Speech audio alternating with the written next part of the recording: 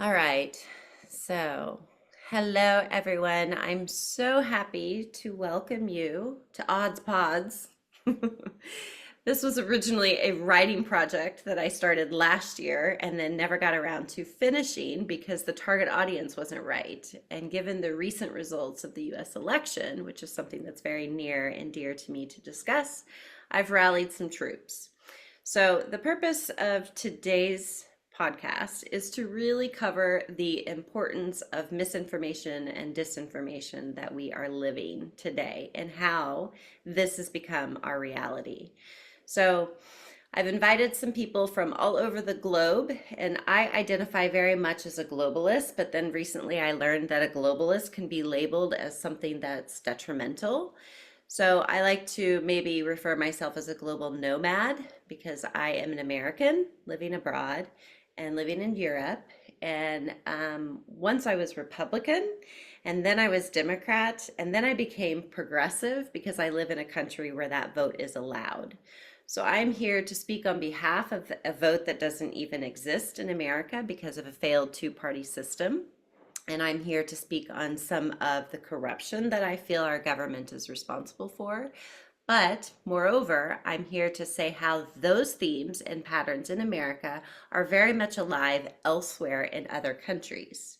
So we've got some other experts that are joining us today to depict that. But first, before we get started, I want to take a moment from my yoga teacher perspective and have a moment of stillness and silence. So just a few seconds so that we can ground ourselves, which means that we're going to be very much in our body. So if you guys will just set up really tall and straight, and we're going to do a quick body scan. So if you notice, you can roll your shoulders down and back, and then that opens up your chest. And when you do that, you automatically lean back. So leaning back, keep like an apple between your chin and your chest, and roll the shoulders to where you have like an apple between your shoulder blades.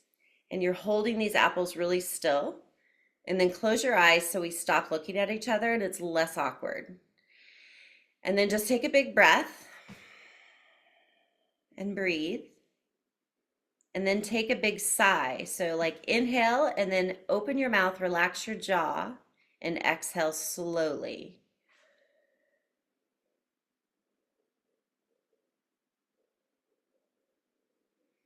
And take a couple more breaths like that, continuing to hold your apples in place. Relax your jaw and relax your tongue.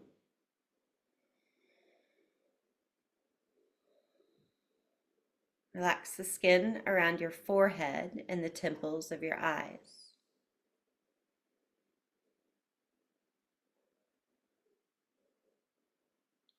Turn your head to the right, towards your right shoulder, and turn your head to the left. Bring your head back to neutral and look down, or bring your head down. Bring your head back to neutral, open your eyes, and take your arms out wide like you're holding platters. So bend your elbows a little bit. And then lift the arms up parallel to one another. Good. And then bring the arms like you're swan diving and just lean forward a little bit and shift the body from right to left.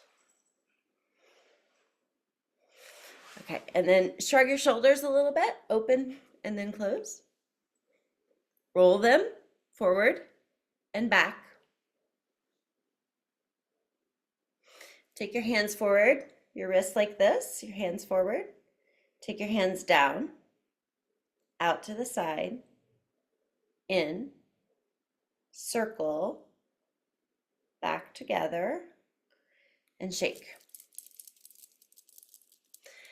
Nice. How are we feeling? Good. By a show of hands and a show of numbers on one hand, rate how you are feeling in this exact moment by a show of fingers. Out of what? How many? 10? 1 to 5. Oh, okay.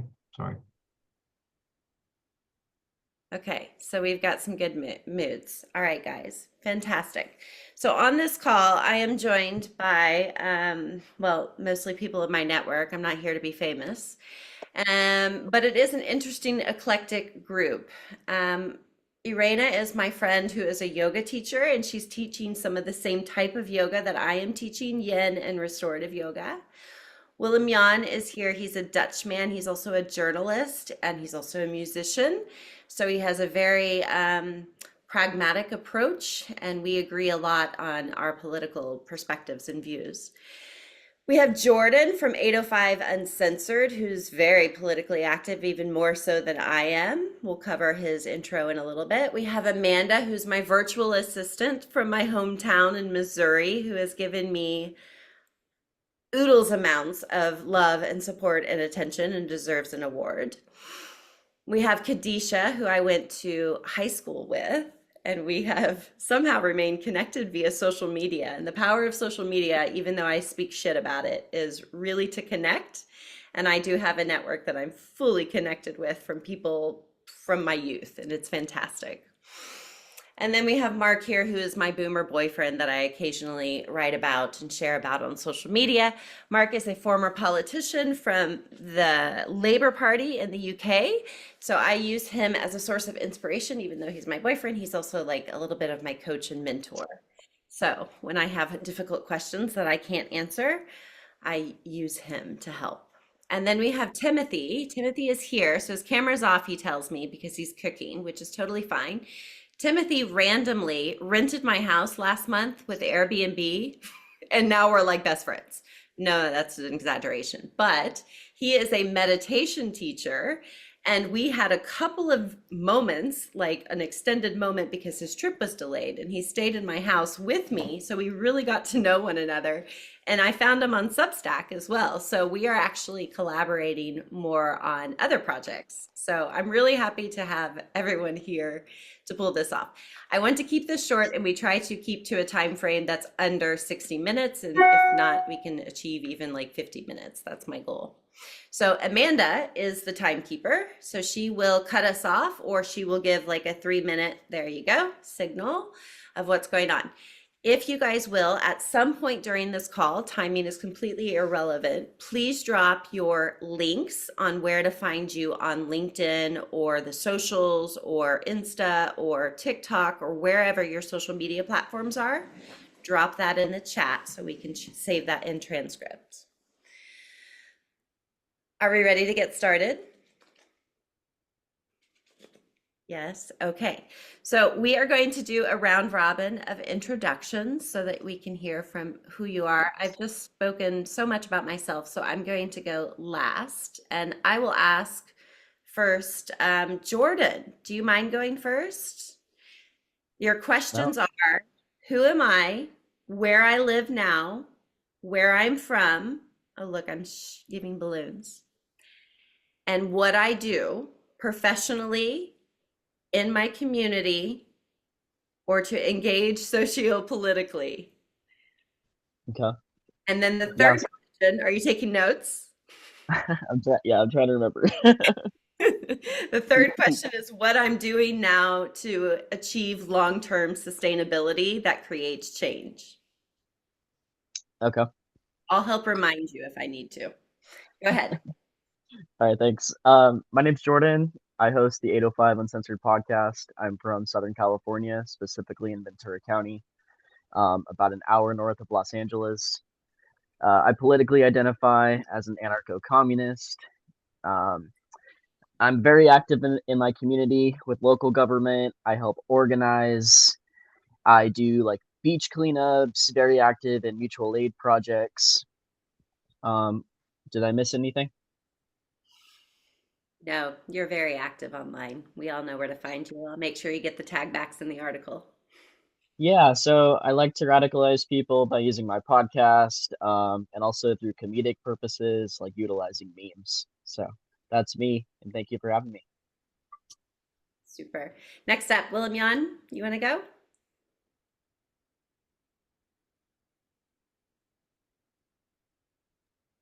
There we go.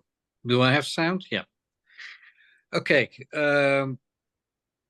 I am William. I'm a Dutch guy, and given the things that happened over the last week, I have to make a sort of a statement. Nevertheless, what you said, Audra. Um, I am a musician. I am a journalist. I am a semi-professional diver. Uh, but I am not identifying as anything or anyone. I'm just me. Um, but I need to say that I am named after my granddad, who was a farmer. He had a farm.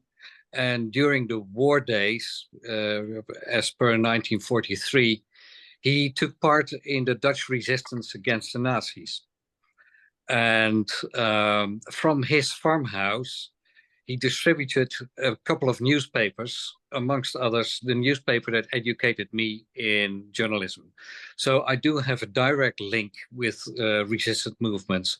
And since we are having, since a few months, a complete fascist government, I am in resistance mode.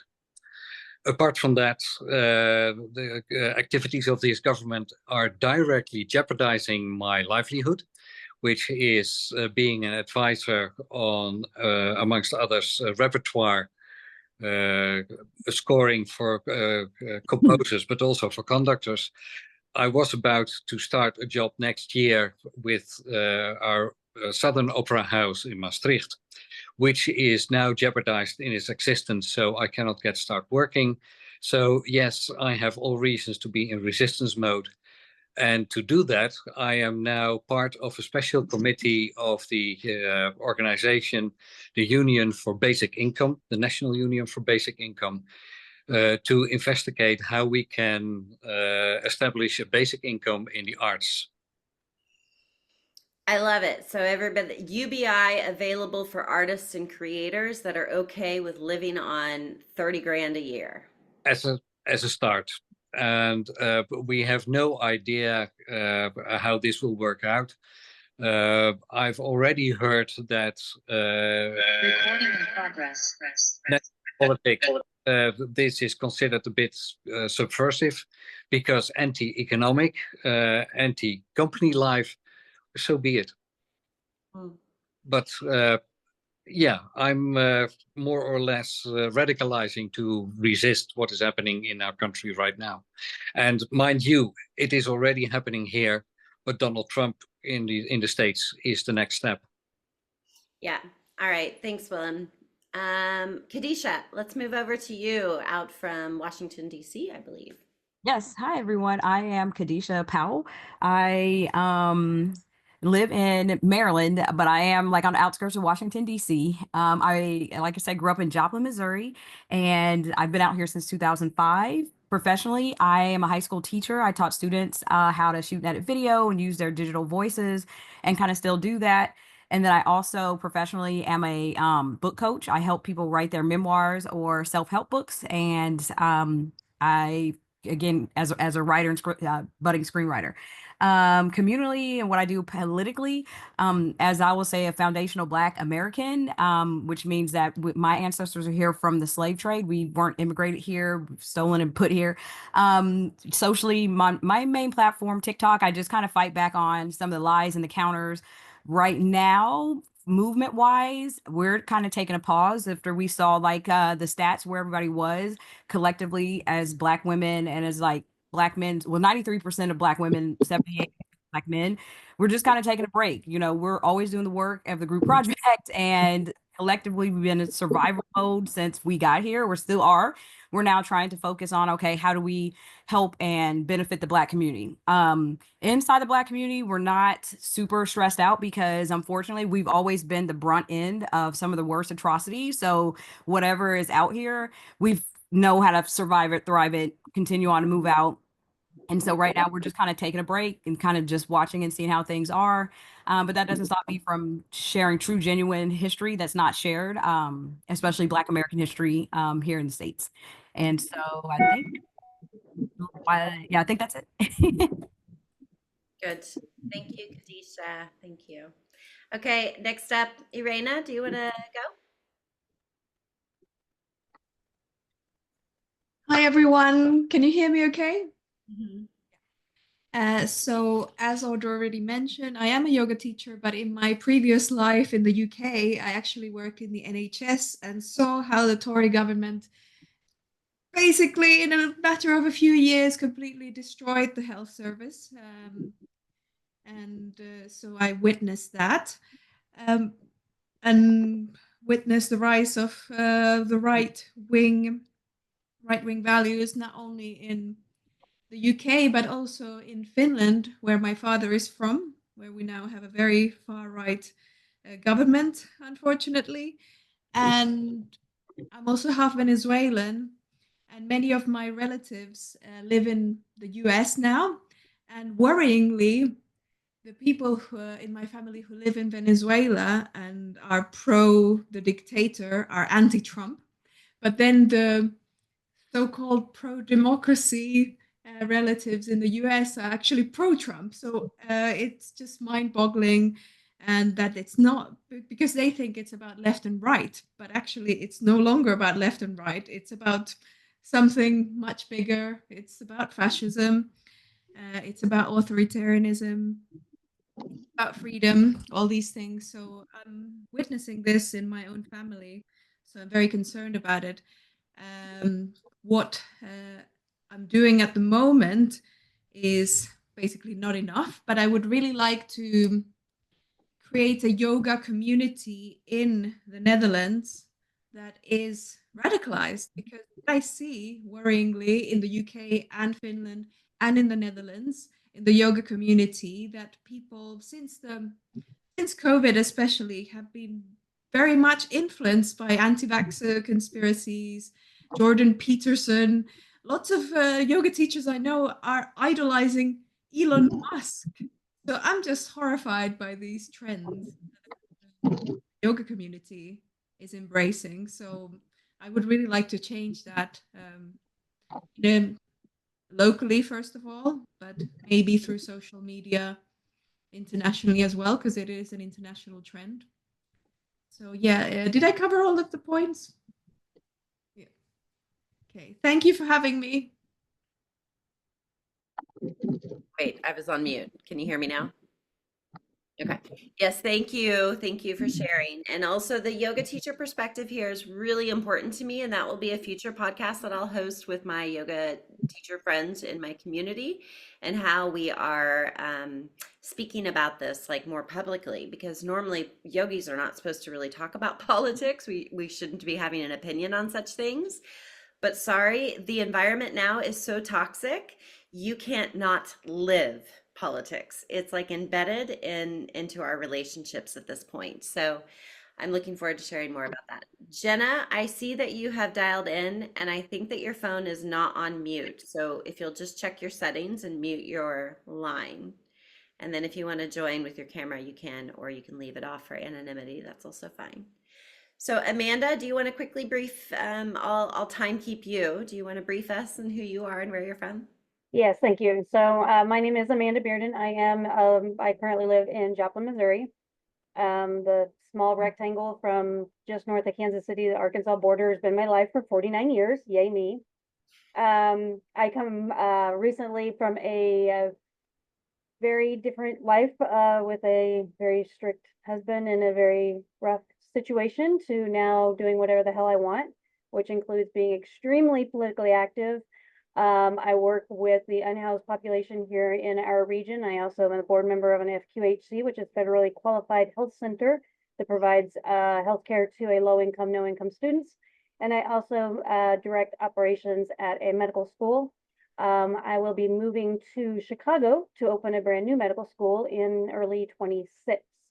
Um, I tried to fight the fight here in Southwest Missouri. We won on Amendment 3, but nothing else. So I continue to be a blue dot in this extremely, extremely red sea, but we'll continue fighting the fight. And in addition to working at the medical school full-time, I do have the side so where I work with small business owners and so forth, being an administrative assistant and support in whatever way I can. Some of it in donated hours because I believe in their mission, and some of it at a ridiculous rate of pay because I don't, but I will take their money. So That's me. Thank you. That was a great summary. All right. Timothy, you want to add your thoughts? Sure. Yeah, I am Tim. I'm from originally Los Angeles, actually, but I've been in Berlin now in Germany for the last 6 years, actually. I recently quit my job, actually, as an engineering manager. My passions are meditation teaching and comedy, so I decided to stop pulling myself in a different direction. So I quit my job, and now I'm planning actually to give up all my possessions and wander around the EU for a while. So me and my dog will take a backpack and we'll travel. Actually, it could be anywhere. So we'll start in the EU and then we'll kind of see where the road takes us.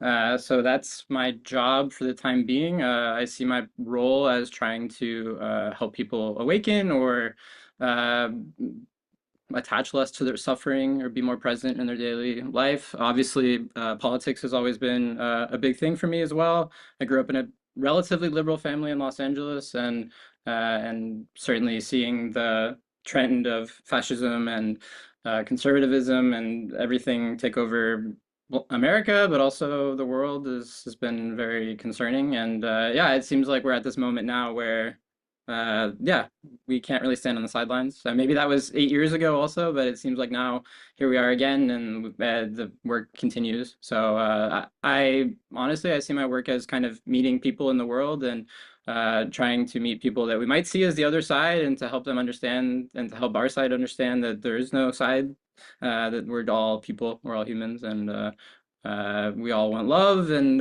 we all need to wake up to the fact that we're in this together, and there's no lines on the map except the ones that we drew, and we're all one people. So that's my goal. Yeah. Fantastic. Oh, it's so nice. Okay. And Mark, your last but not least.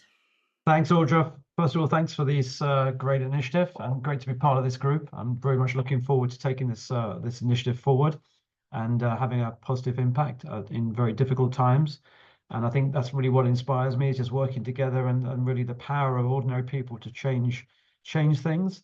I'm from Brussels in Belgium, but originally from London in the United Kingdom. All my life, I've been a passionate socialist and Democrat, whatever that means. I'm sure we'll be talking about that on this podcast and future podcasts. I was so angry about the way my hometown was run. I ran for elected office and got elected for the first time when I was 22. And I was on my town council for 10 years. And then I was so fed up with the way the European Union was run, I became a member of parliament for 10 years after that. So I spent my youth really as a politician, but very much one with a community focus. And now focusing really on trying to earn a living. I'm sure, as most of us are, trying to mobilize business, trying to mobilize community groups, trying to mobilize individuals using meetings, traditional formats and fora, but also social media as well, and keeping that spark of hope alive. But I mean, I go back so far, of course, as Audra reminded us, that, I remember the days of Reagan and Thatcher. And I can assure you, in those days, including the Cold War and the Soviet Union, it was pretty bleak then. Yeah, it was pretty bleak then. Reagan, from a UK European point of view, was a shit show. We were desperately scared about what was he going to do vis-a-vis the Soviet Union. So a lot of this is like history is on repeat, and you can go back to the 1930s or whatever. I mean, that doesn't provide us with any comfort, but maybe we can draw some lessons from the past. And maybe that's one thing I can offer, hope for the future, but maybe let's learn, from history. So looking forward to hearing what we all have to say and what we can all do. Fantastic. Okay, so Jenna, I see that you're still there, and if you just put in the chat if you want to speak, then Amanda will catch it and we'll add you in. So let's continue. So today's topic is global fascism, how we got here again. So yes, there's a lot of historical reference, but I don't really want to focus on that. Instead, I want to hear more about what obstacles you are currently facing in your community, in your role, not necessarily in political advocation or activation. That's not really what it's about. It's about more like your lifestyle. So for instance, in 2020, I made an active, intentional decision to stop following mainstream media, stop watching film that came from Hollywood, or I stopped subscribing to Netflix, to Prime, Amazon, anything. I'd stopped shopping from anything that Bezos has any resulted income from. And it's not to destroy the Amazon model, it's really to just speak out against billionaires and supporting billionaires. My kids love McDonald's, so I still support McDonald's, and that's a really hard one for me.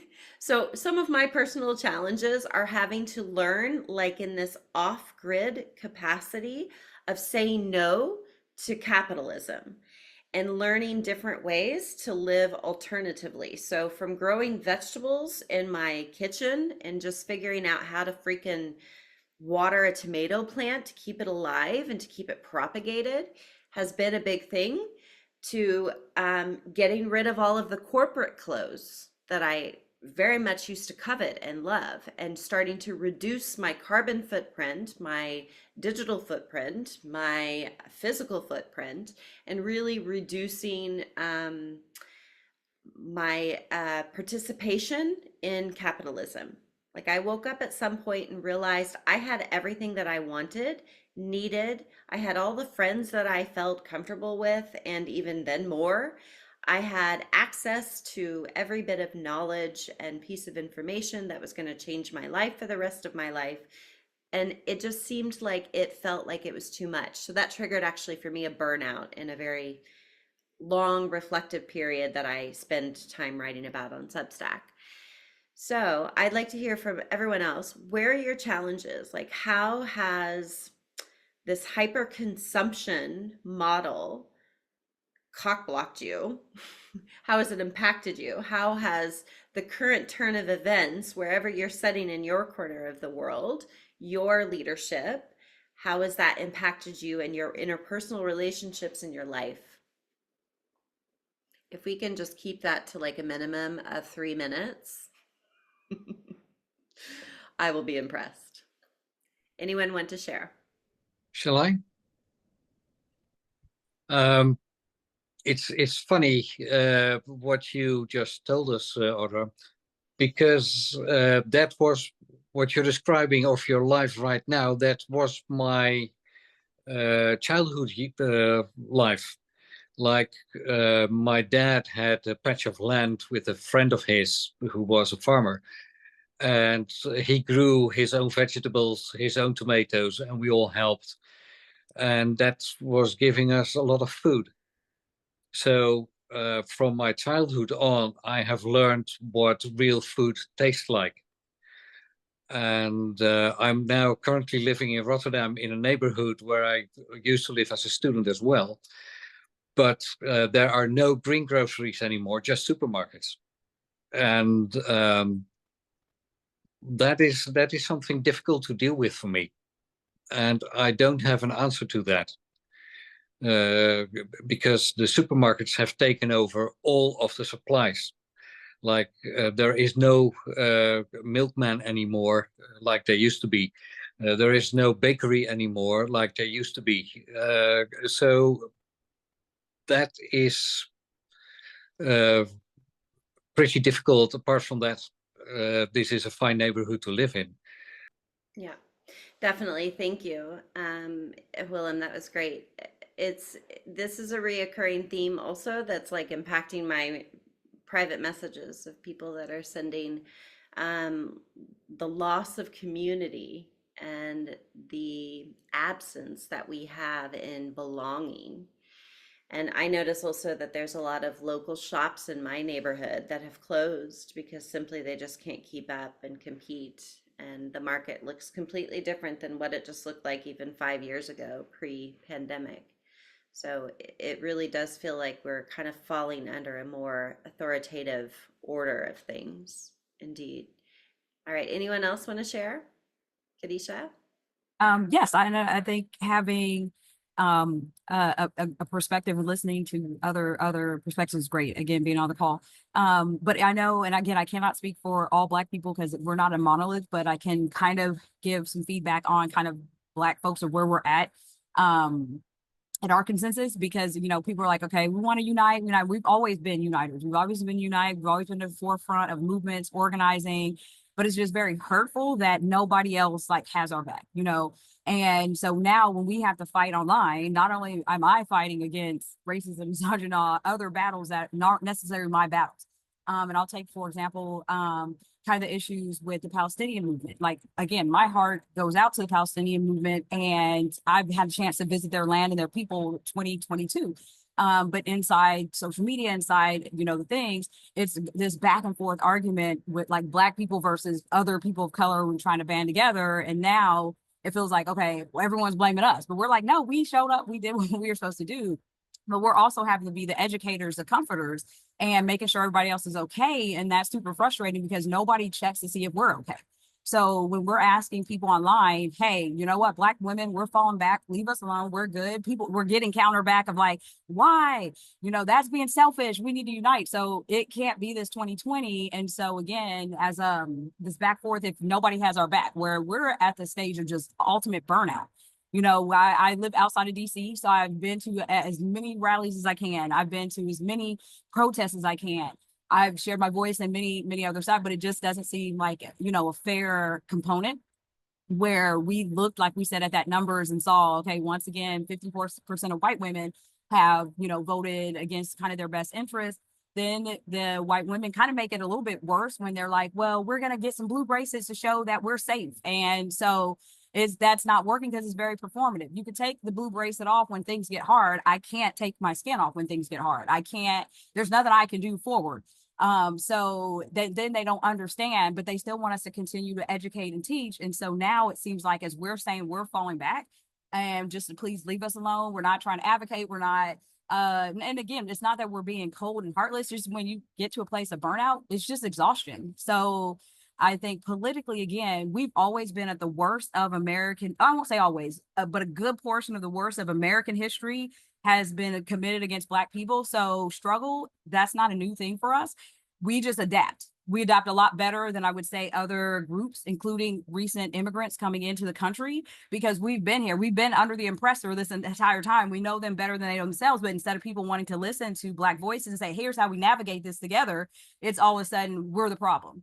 So that's just my perspective. I wanted to just share that I don't think we get out, and I think our voices get lost in the, but look at me, I'm a good person. Look at me, where Black people are never afforded the opportunity to be individual. We've always been a collective. So now what white women are seeing is now they're part of a collective, because I don't know, if you're not already in my circle, I'm very hesitant to kind of step out and be myself. So yeah, then thank you for that. And my time's up. So that's kind of my perspective where I'm at. That's a brilliant perspective. And thank you, Book Coach K, because you just basically described oppression and defined it very clearly. And yes, like you said, your people, your tribesmen, they've been oppressed for years and in various countries, right? It's not just an American problem as well. Here in Holland, the word apartheid is Dutch. We were like the godfathers of slavery. So, there's that. The original pilgrims left from Holland and then went to England before they sailed. So thank you for your perspective. I'm really sorry that I've been watching your TikTok campaign, and at some point I commented on one of your comments, and then our mutual friend Jamie spoke out, and she's like, you better go delete that because you're a white girl and you don't get a voice. I was like, what is going on? But I'm in the circle. I'm in the circle. Okay, who's up next?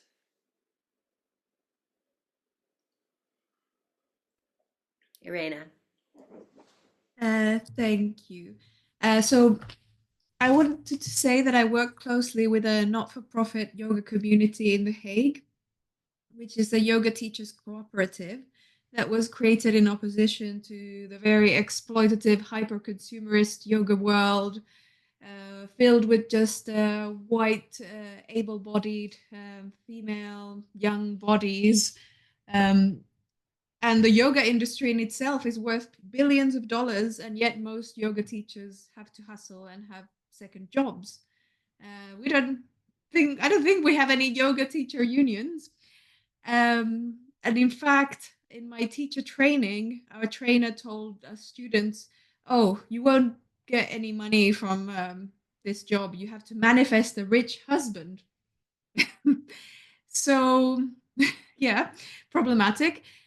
So when I started working with this cooperative in The Hague, I was really like enamored and really passionate and did lots of unpaid labor for them.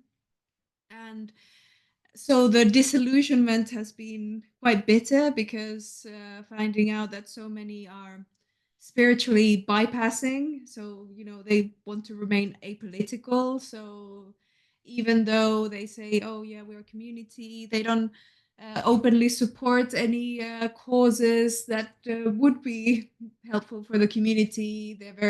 They work very closely with problematic gurus and also the embassy of India, which is problematic in itself as well. And so many of the individual yoga teachers are, like I said, idolize Jordan Peterson, Elon Musk. And even there was one yoga teacher that left the studio because allegedly they said that they were going to go to Palestine to support the Israeli occupying forces. That was just crazy to me. So now I've had to take a bit of distance to that community, which is really sad because how do I create another alternative community that isn't like that and doesn't do what they have done? How do I do that? Because, for example, social media content of yoga teachers is expected to be quite apolitical in the Netherlands. In the US, I see quite a lot of yoga activists, queer yoga activists, size inclusive yoga activists, and yoga for trauma informed yoga for people of color with and all sorts of things. And here we don't really have that in the Netherlands, which is very worrying. So I would really like to get into that and seeing what is here. It's not working. Thank you. Thank you. You and I will talk more and we will discuss this more because I have many in my yogi network, especially the ones from America, that are ready and they're ready to talk about this. And we just need to get organized. There is a yoga union, if you will, not loosely defined, but that's the Yoga Alliance. And they do have international representation. I'm a member and I'm doing some work to promote their efforts as well because we do have to have some sort of a central governance of what kind of platform that we're sharing from while we still remain diverse in our narratives. So it's good. Jordan, do you want to share on what life is like for you right now over in the Pacific Coast? Yeah, I just have a few comments I wanted to make. So first of all, we're all really just talking about capitalism, right? Capitalism thrives in isolation. This is all, of course, by design. I think gone are the days where you can kind of just live in your own bubble and you don't have to know your neighbors, you don't have to get to know your community. I think that's far gone, especially in the era of climate change, which is impacting the entire world. The other thing that's really alarming for me here in the US is this whole notion of your body, my choice. This is really, are we allowed to cuss on this? Yes.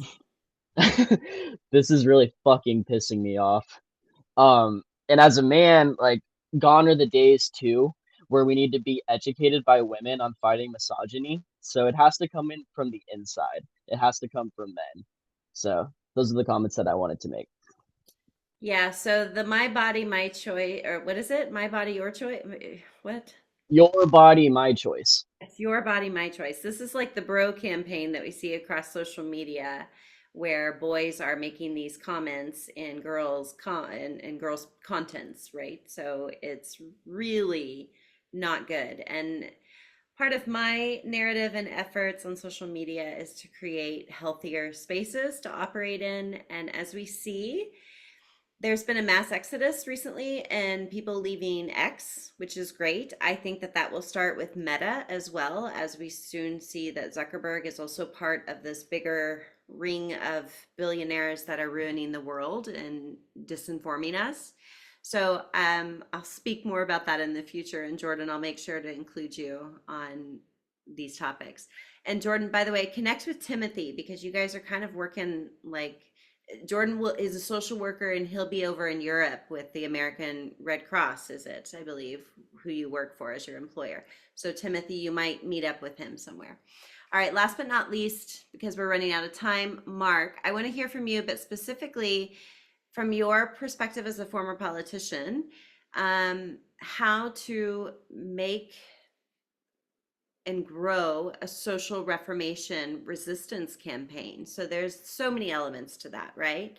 So I'm just talking like the macro perspective. Right now, I'm working on my perspective, which is shifting social media and changing algorithms and trends. Everybody else here is working on something that has nothing to do with what I'm working on, including yourself. So if you want to get involved, yes, of course, we all know that it starts locally, that we can't just go run for president at a federal level. We also know that we need to be informed and all of those boring things that you want to share about. But tell us just like your top 3 tips for really gaining quick momentum and making impact.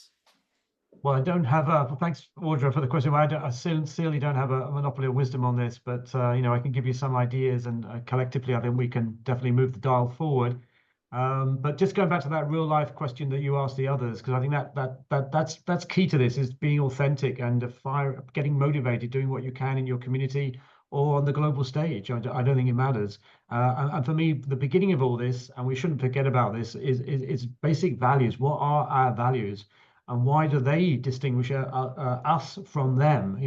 We are the many, they are the few. Let's not forget that. We are the vast majority of the world are good people that want to work together to make the world a better place for our children and grandchildren, save the planet, combat catastrophic climate change, help the poor, empower people to take control of their lives and their workplaces. I mean, the vast majority of people want to do that. So why is it every day when we wake up in the morning, we just hear this awful news, and I think it's all about, we've got to start talking about our values of compassion, empathy, and solidarity. These are the basic values that we take for granted, but also we never talk about. One of the things that drives me here in Brussels is, as a European, that the European Union, with many faults, though, is the antidote to fascism. It was created after the war to prevent the rise of nationalism emerging again in Europe. And that fires me up every day. But every day we have to fight that battle. It's based on values.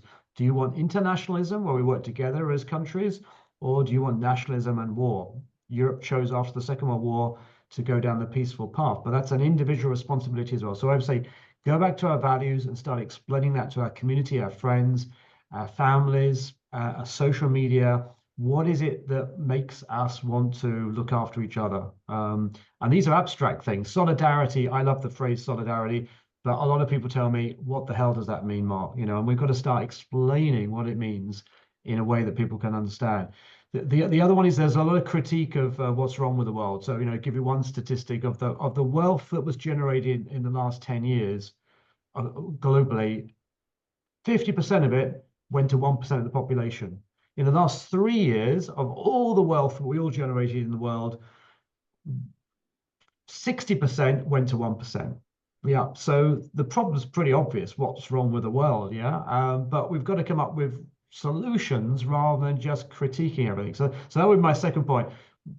Explain our values. Secondly, is come up with solutions to the problems that are really causing the angst of young people and people facing retirement, facing just insecurity in their lives because of this growing inequality, economic inequality that is being blamed on minorities or blamed on various groups by that elite very, very skillfully, as we know. And the root cause of that income disparity, wealth disparity, as Jordan said, is capitalism. That's what is driving this. We thought we'd tamed it, but no, it's broken free and it's starting to run rampant.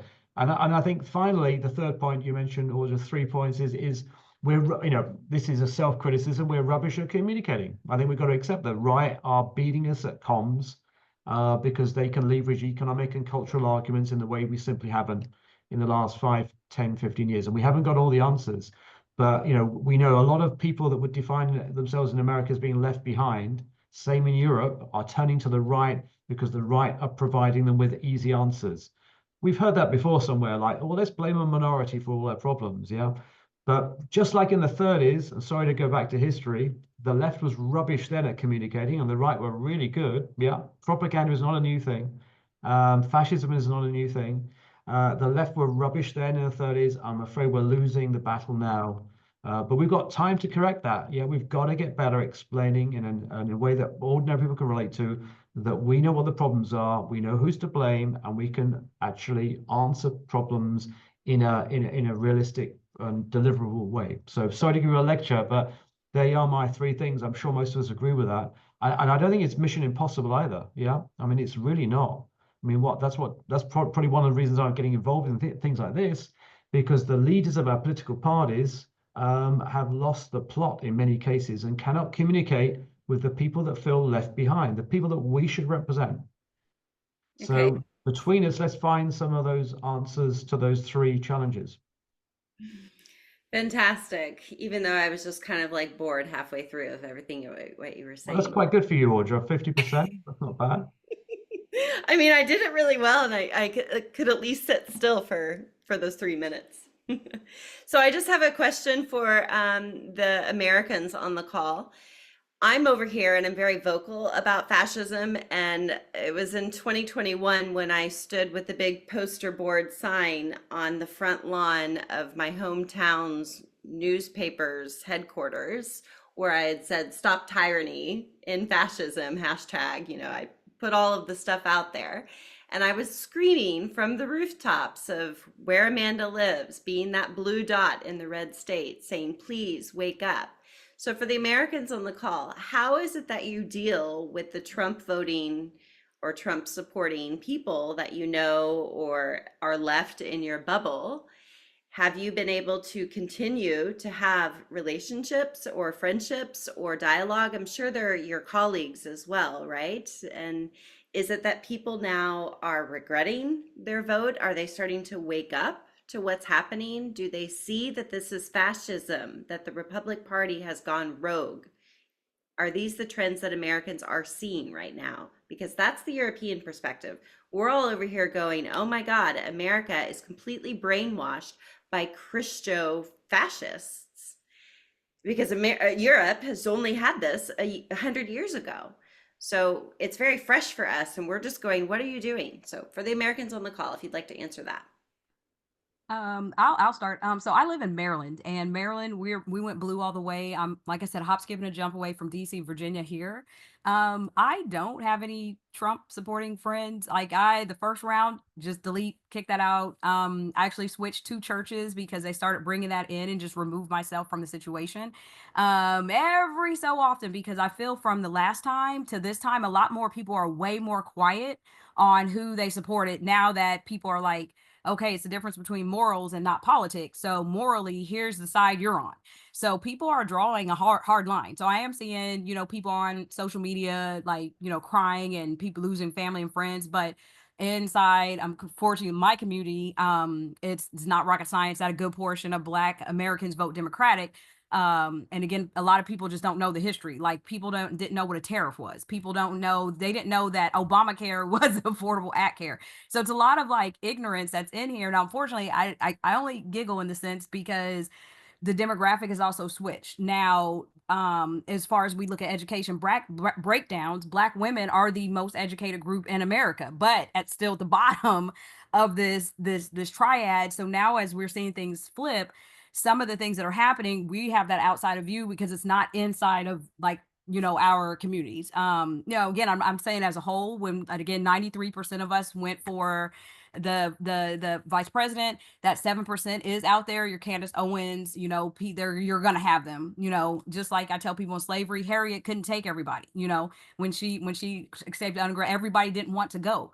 So if we look biblical terms, when Moses got in there, half the group wanted to go back because stuff was hard. So those things. But again, I don't personally have any Trump supporters. I don't have any elms to reach out to anybody. I want to keep my circle tight and protect the circle and the friends that I have in it. I'm just very cautious of any new people coming in because now I kind of have to be looking in a side eye of like, who'd you vote for? So that's kind of where I feel like Black American experience is going to differ than the white Americans that are here. Uh-oh, muted. Jordan, does that resonate with you? Yeah, I also don't hang out with Trump supporters. I don't know any. I don't associate with right wingers. Okay. But I would just say a lot of these people are just too far gone. They're not able to be radicalized. My concentration is on liberals, people that have supported the Democratic Party traditionally, but are open to moving further left because of deteriorating material conditions. So a lot of these people, I think it's just a waste of time and energy at this point.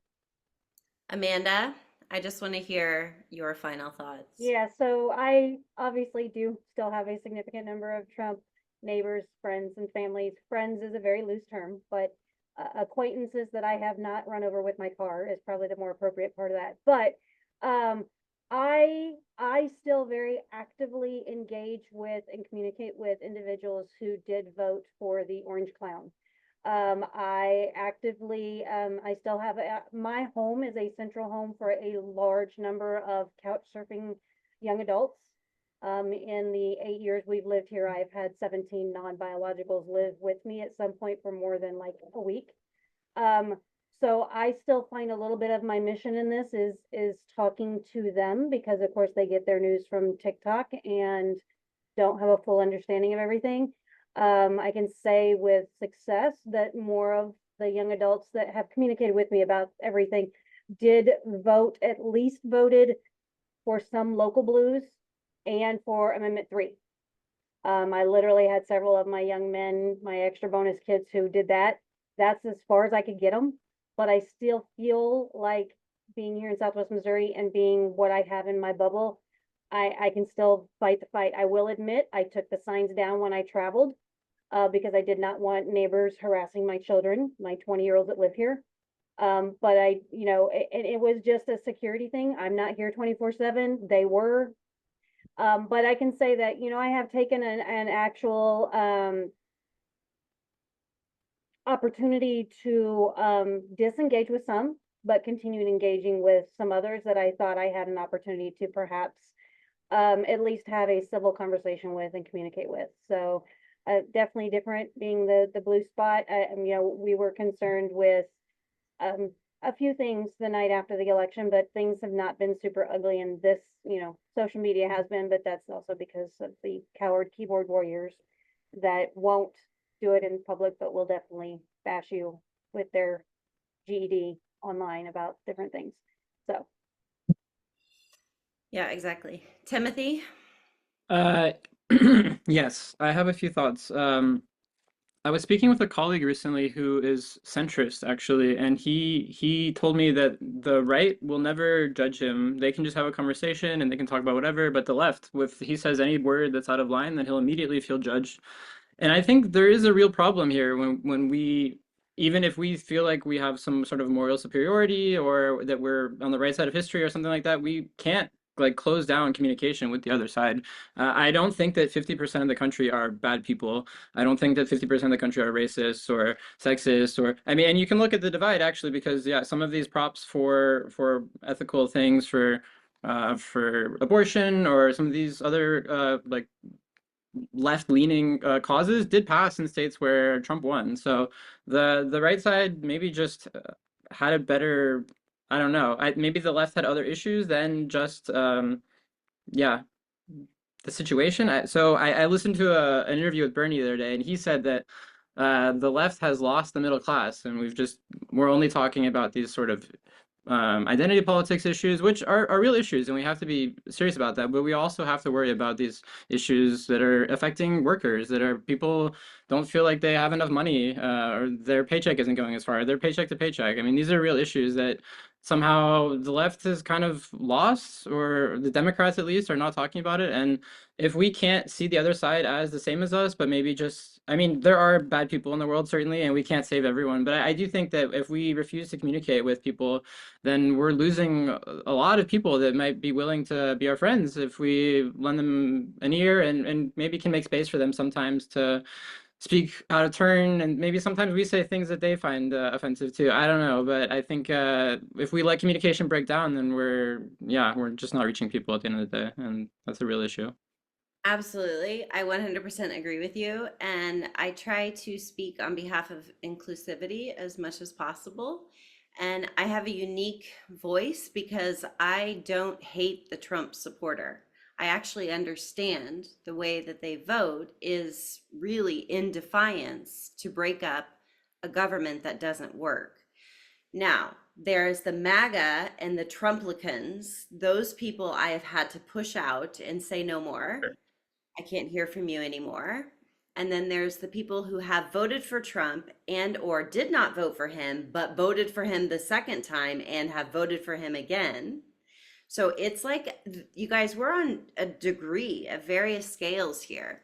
People are really, it goes down to the morals and the ethics and the values that we hold. And we're really being divided because we're having to take some life altering decisions of who we want to be when we grow up or in the future. So I believe that inclusivity is also including the opposite end of the spectrum, but not like in far connection. So Jordan, he's really radical on the far left because of where he lives. That's possible, but his reality doesn't work for me as an American voting abroad. Although we both voted kind of in the same direction because I didn't vote Democratic. So it's really based on also understanding how the system is played, how the electoral college works, for instance, how things are working to a broader global narrative abroad that's pushing this far right pendulum to swing in that direction. So it's really about the moderation point and all the boring stuff that Mark has talked about.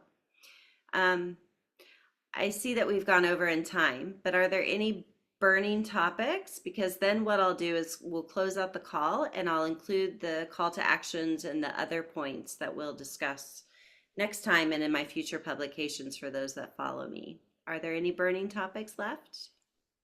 I just want to say that there's a role for everyone in making the world a better place. So as much doom and gloom that there really is a spot for everyone to do something that's could be seen as radical, but really just moving the needle forward to improve society. And just to add to that, because there's a feeling of doom and gloom here in Brussels, because it feels that we're beleaguered. You know, we've lost our friends in the States. We're facing disintegration, which the German government's collapsed. I think the Dutch government collapsed in the last few days, and we don't have a government in Belgium. And I think it's essential we keep the flame of hope alive, yeah, and particularly with their friends and family, those closest to us. That these are difficult days, but my God, there's a lot. You know, we've got a lot of people on our side too, and we've achieved a hell of a lot over decades of fighting, and we're not going to give it up. You know, and as I said, I think that's one good thing about this group, that we can share best practice experiences and ideas. I mean, you know, my response to Audra is about some of the things that Jordan says. I don't think it's that radical at all, to be honest. Yeah, I think it's how we communicate, how we explain things. I think there is a need for radical measures, but what is radicalism? Yeah, in a world increasingly run by an incredibly small, tiny elite of not but millionaires but billionaires. I mean, we're not the radical ones. We just want a fair world. You know, I think that's we've got to start framing it as that we're actually the people in the middle, in the center ground. We just want a fair world for everyone, and not be portrayed as people on the wacky fringe, because we're not. We're just really worried about the future, and we're not gonna stand by and do nothing as the right take over. All right, thank you, Mark. And Jenna, you mentioned that you want to share. Do you want to turn on your video or do you want to just share the audio? I can just share audio. I'm kind of a mess. I just got off of work and everything. But yeah, I live in North Carolina, which is the South. If you know, if you're American, you know about the South. And I'm surrounded by Trump voters. And I'm also, there's like a really strong contingency of extreme leftists who I also have trouble. It's sort of like if I'm not a communist, I can't have a conversation with them because they don't want to entertain anything else. And so I've had to kind of like drop into just like relating with each person as an individual, because everybody is an individual. And like I have my neighbor, she doesn't like Trump as a human being, but she's a born again Christian and was never going to vote for anybody else. But she struggles with him as a human being. And then I have another friend who's thinks that Trump could help. He's supposedly liberal, but thinks that somehow Trump is going to help us get rid of corporate control, which I pointed out to him. He's appointing billionaires to his cabinet. But that's the weird thing about all of the individuals I talk to, is that there's all these kinds of weird contradictions going on. And I don't feel like I have the energy to address every contradiction. It's exhausting. So I'm just sort of like wanting to focus my energies on positive changes that I'm able to participate in with my own energy, if that makes sense. But yeah, being in the South it's interesting. It's an interesting mix. I'm happy to hear you made it through the hurricane. Oh, thank you. Yeah. Yeah, it was pretty crazy stuff. Yeah. Thank you. I appreciate that. And thanks for having this meeting. It's neat. Yeah, so a bit of for future reference is that I do want to host these calls monthly around the full moon, and I'm already reporting about the full moon, and I have my political angle and topics that I share there. I'm very much anti-Trump, anti-billionaire, and so I'm just looking to trash these guys. There's nothing yoga about that, so it's just me sharing my opinion. So I'm really happy that this group, who is full of all sorts of different diversities, um, is here and supporting this. So again, my audience isn't huge, but it is something, and the people that are following me really genuinely do care about what is being shared. So thank you everyone for your time. Okay, but bring your hands together, guys. Close your eyes. Relax your jaw. Separate your teeth. Take a big inhalation through your nose and exhale through your mouth. Open your eyes. Namaste. Thank you.